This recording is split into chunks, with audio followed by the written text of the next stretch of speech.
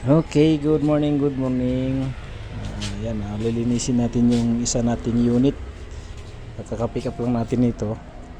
Kaso lang may tumawag. Papadeliver. Papadeliver na naman daw. Yung isa nating customer sa Miranda. Ayan. So, nilinis ko muna. Ayan.